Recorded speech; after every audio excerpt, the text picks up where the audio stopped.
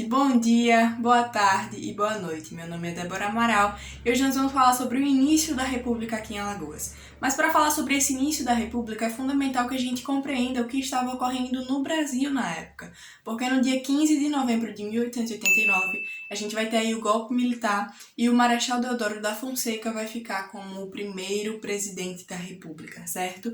E aqui em Alagoas, nesse mesmo dia, estava tomando posse como presidente da província o Pedro Ribeiro Ramos, que era uma espécie de governador, ok? E nesse mesmo dia também a gente vai ter o jornal O Orbe, que era um jornal de grande circulação aqui em Alagoas, comemorando, falando de uma tal sociedade autérpe alagoana, e em nenhum momento ele vai citar o nome República. Mas quando a gente chega no dia seguinte, a situação já muda bastante, porque a gente já vai ver uma passeata em direção aí ao 26º Batalhão de Polícia. E esse 26º Batalhão de Polícia vai estar muito presente nos 10 primeiros anos de República aqui em Alagoas, tanto nas juntas de governo,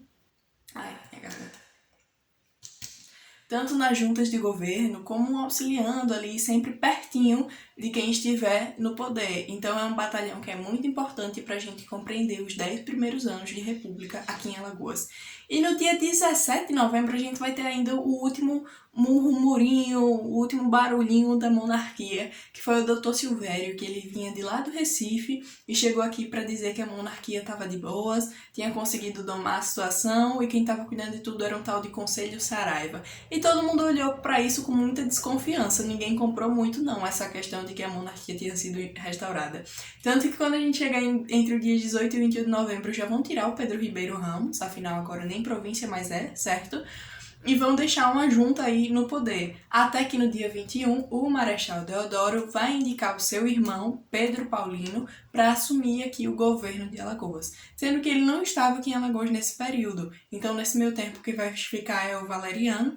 Até que no dia 2 de dezembro, o Pedro Paulino vai chegar aqui em Alagoas. O Pedro Paulino, quando ele ganha o cargo de governador, ele também vai ganhar a patente de coronel. E essa patente de coronel é bem importante, até porque o coronelismo aqui em Alagoas foi muito presente até 1922. Então foi uma coisa aqui que marcou muito a questão do nosso território, certo?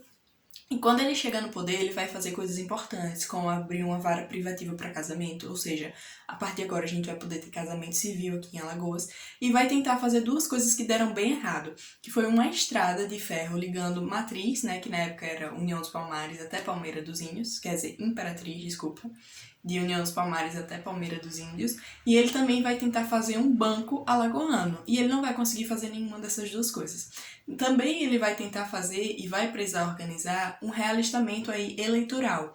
Afinal, no Brasil, nesse período entre 1890 e 1891, a gente está vivendo aí um clima totalmente de instabilidade. Então é necessário organizar as coisas para que sejam feitas aí uma eleição, para que seja feita uma eleição, certo? E aí também ele vai ter que organizar uma comissão para fazer a primeira constituição daqui de Alagoas. Então, passado aí 1890, a gente vai chegar em 1891, tá perto aí das eleições. O próprio Pedro Paulino vai se candidatar, contra ele vai ter aí o Gabino Pisouro. E como vice vai ter o Barão Traipu de um lado e vai ter o Manuel de Araújo Góes do outro. E o Manuel de Araújo Góes, desses nomes, é a figura que é importante a gente saber algumas características, porque o Manuel de Araújo Góes, ele era baiano, certo? Ele se formou aí na Faculdade de Direito lá no Recife. Depois ele vai virar presidente de província de Sergipe e aí vai sair um jornal de grande circulação dizendo que nunca tinha visto uma pessoa desrespeitar tanto as regras de um local, ok? Depois ele vai vir para cá para Alagoas, vai se tornar juiz de fora de lá de Imperatriz, que é a União dos Palmares no caso, vai enriquecer muito, muito de acordo com as fontes aí nas terras de Murici e ainda vai se tornar o desembargador do Tribunal de Justiça daqui de Alagoas. Ou seja, ele tinha muito dinheiro, ele tinha muito poder. Ok? Então era esse o nosso cenário. De um lado a gente vai ter o Gabino Pisouro com o Barão e do outro lado aqui a gente vai ter o próprio Pedro Paulino com o Manuel Araújo de Góes nessa disputa aí eleitoral.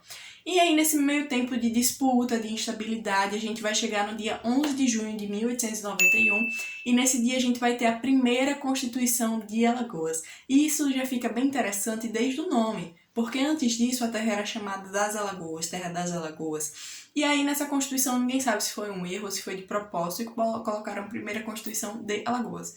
E tinha um artigo aí nela bem interessante, que era o artigo 68, que falava sobre a não acumulação de cargos, ou seja, ou você vai ser uma coisa ou você vai ser outra. Sendo que o Pedro Paulino, ele não estava se candidatando apenas para governador, mas também para senador. E isso vai dar um burburinho danado, porque quando é no dia seguinte ele vai ganhar tanto para senador quanto para governador, e no vice quem vai ganhar vai ser o Araújo de Góes. Então ele vai pegar e vai ver o pessoal aí já meio chateado com ele e vai para lá assumir o cargo de senador, vai deixar o vice aí no poder, que era o Araújo de Góes. Sendo que isso não deixou a população nem um pouco contente. Então, no primeiro dia que eles chegaram no poder, na parte da noite, né, já teve aí uma passeata, o povo querendo já tirar ele. Ninguém ficou muito contente não com ele ser senador e governador, mesmo que ele tivesse aí um pouco mais afastado desse cargo. Então a gente vai ter aí um clima de muita instabilidade política.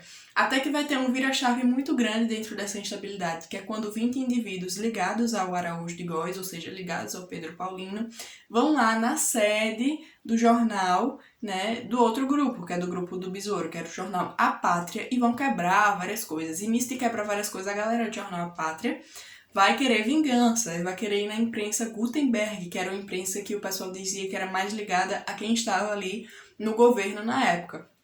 Então todo mundo percebeu que a situação ali não ia se manter por muito tempo naquela instabilidade, do jeito que estava não dava para continuar.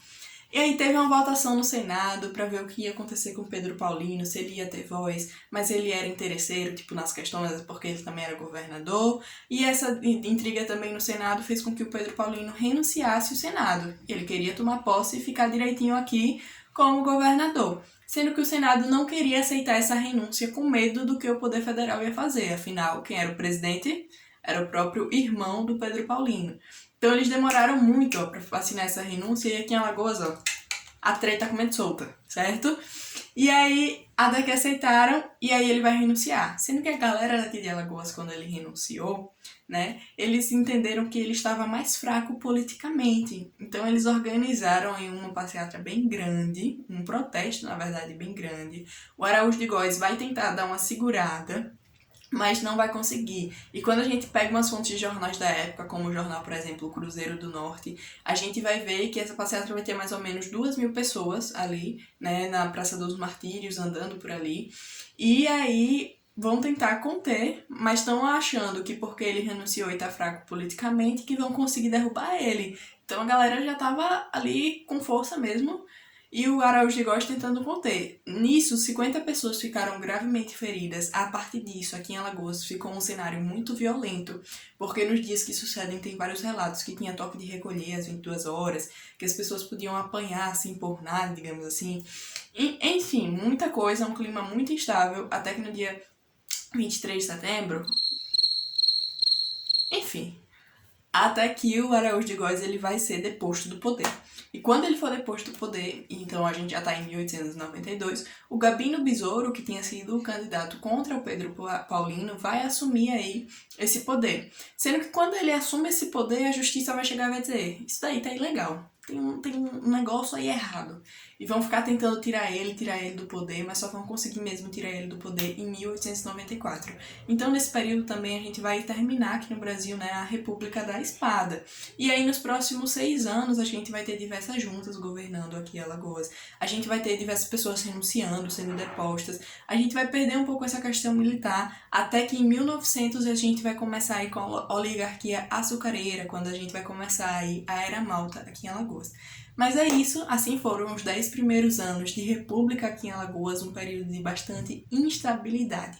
Eu espero que vocês tenham entendido, que vocês tenham gostado, que vocês curtam e compartilhem esse vídeo, se inscrevam no canal, postem no Instagram, me marquem, e é isso. Um beijo e tchau, tchau. Valeu-me Deus, eu tô muito estressada. 1, 2, 3 e...